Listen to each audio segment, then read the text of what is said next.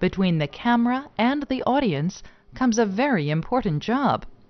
Film and video editors edit soundtracks, film and video for the motion picture, cable, and broadcast television industries.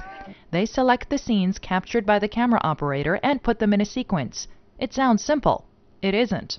In addition to creativity, a thorough understanding of what needs to be communicated drives each decision, and there are so many decisions.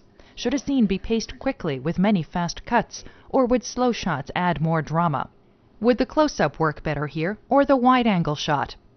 Usually, the editor does not make these decisions alone. Working with a team of people ranging from the director to the client often requires patience. Everything's looking pretty good. Tight deadlines in news or artistic temperament of coworkers can make this a very stressful job. Film and TV courses in college or career schools can help enormously.